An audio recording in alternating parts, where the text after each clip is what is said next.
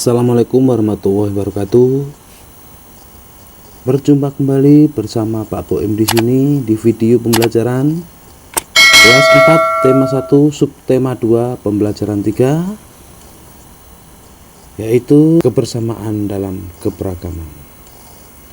Baik, sebelum Pak Boim mulai, bagaimana kabar anakku semua? Pak Boim berharap anak-anakku semua tetap sehat selalu, masih dalam lindungan Allah Subhanahu wa taala.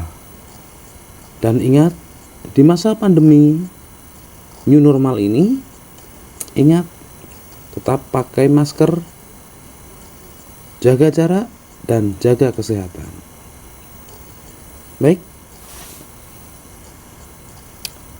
dalam video pembelajaran kali ini untuk kelas 4 tema 1 subtema 2 pembelajaran 3 ini, kebersamaan dalam keberagaman, ada dua muatan materi pembelajaran, yaitu bahasa Indonesia dan IPA. Sedang tujuan pembelajaran dalam pembelajaran ini, yang pertama, siswa mampu menjelaskan fungsi sifat bunyi terkait telinga sebagai alat pendengaran. Siswa mampu menyajikan laporan tentang sifat bunyi terkait telinga sebagai alat pendengaran. Yang berikutnya, siswa mampu mengidentifikasi gagasan pokok dan gagasan pendukung setiap paragraf dari teks tulis dengan mandiri. Yang terakhir, siswa mampu menyajikan gagasan utama dan gagasan pendukung setiap paragraf dari teks tulis dalam bentuk peta pikiran dengan tepat. Sedangkan karakter yang diharapkan dalam pembelajaran kali ini, untuk sikap adalah peduli dan santun, untuk pengetahuan adalah bagian-bagian indera pendengar, gagasan pokok dan gagasan pendukung, keterampilan mencari informasi, mengkomunikasikan hasil analisis, dan menyimpulkan.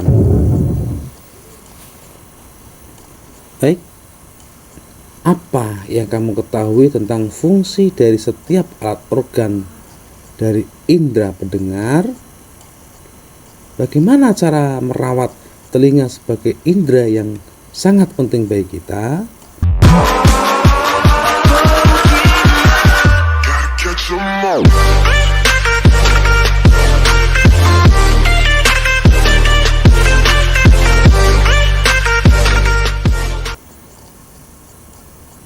Saat bermain bagia, kamu tentunya harus mendengarkan fluid yang ditiup guru dan aba-aba temanmu.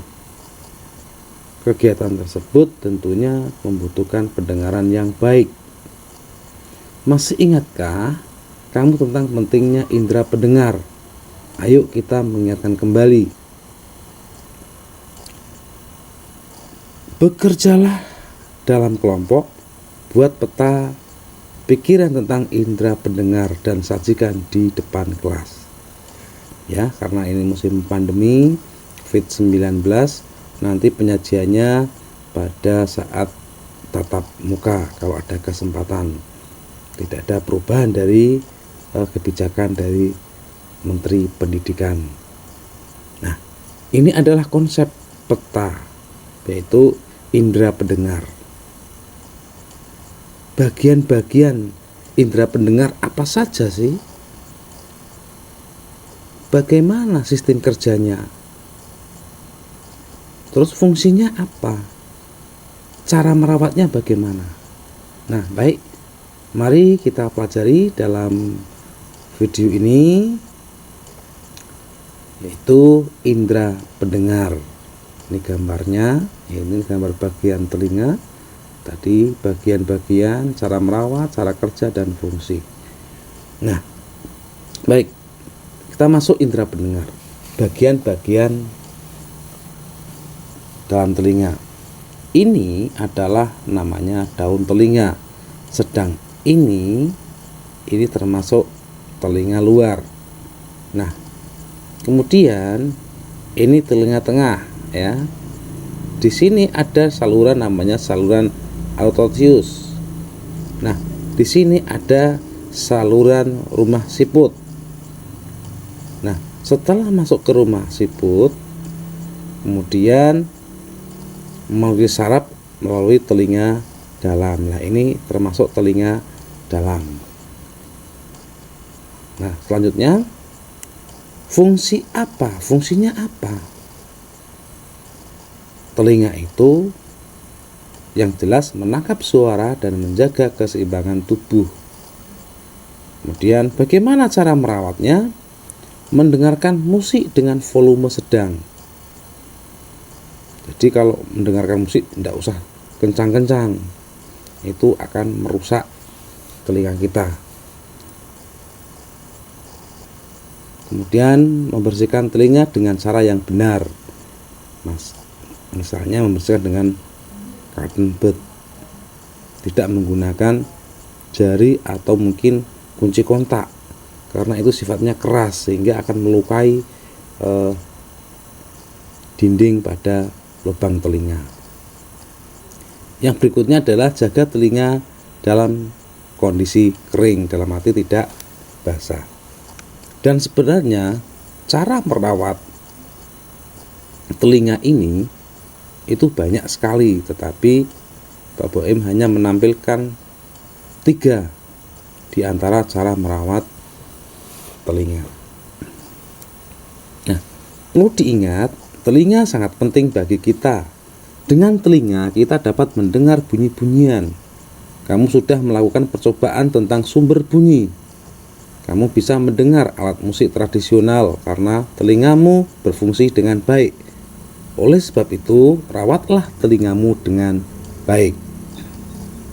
Nah, sekarang cara kerja telinga. Ada bagian 1, 2, 3, 4, dan 5. Baik. Cara kerjanya yang pertama, suara berasal dari luar masuk ke telinga melalui udara. Nah, kemudian mengenai gendang telinga yang berupa selembar kulit tipis. Nah, ini gambar nomor 2 ini gendang telinga, ini selaput tipis. Kemudian saat itulah gendang telingamu juga mulai bergetar. Karena bergetar ini sehingga bunyi dapat didengar. Kemudian yang keempat, getaran ini diteruskan oleh tulang-tulang pendengar ke telinga bagian dalam.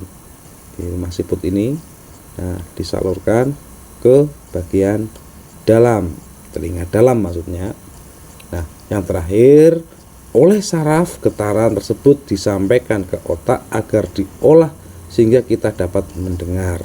Maksudnya apa? Setelah ada sumber bunyi masuk, kemudian gendang telinga bergetar, kemudian diteruskan di dalam rumah siput, kemudian diolah, diproses, kemudian disalurkan ke otak sehingga akan tampak kalau misalnya mendengar, oh itu suara sepeda motor, itu suara mobil, itu suara petasan dan lain sebagainya. Itu cara kerja telinga. Ya, jadi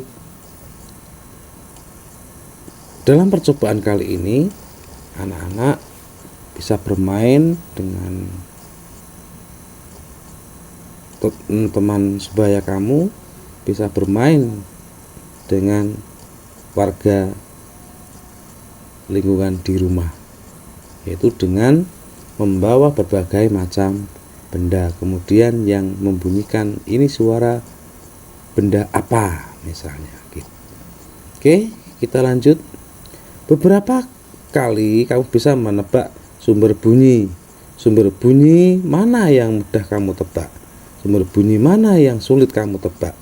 Tulislah laporanmu pada tempat yang tersedia, seperti nama percobaan, tujuan percobaan, alat dan bahan, langkah kerja, hasil percobaan, kesimpulan. Itu. Kemudian ayo membaca. Di pembelajaran sebelumnya kamu sudah membaca cerita tentang tong sampah gotong royong. Bacalah sekali lagi cerita tersebut dan tulislah gagasan pokok dan gagasan pendukungnya. gunakan diagram berikut. Ya, tong sampah, tong gotong royong. Ya. Ada yang berbeda setelah senam pagi pada hari Minggu ini. Warga berkumpul dengan berbagai peralatan dan perlengkapan di lapangan kampung. Beberapa drum kosong, bilah-bilah bambu, karung plastik bekas, dan ember bekas tersusun di pojok kiri lapangan. Di pojok lain terlihat tumpukan kaleng cat, kuas, wadah cat, dan beberapa peralatan lain. Apa yang akan dikerjakan oleh warga hari ini? Nah, sedangkan pada pagi hari, Pak Made dan keluarganya harus melakukan ibadah pagi terlebih dahulu di pura. Sementara itu, warga bekerja sejak pagi bergotong royong menyiapkan tempat sampah baru. Udin, Siti, dan Ido membantu Pak Ismail dan beberapa warga lain menganyam bilah-bilah bambu menjadi keranjang sampah.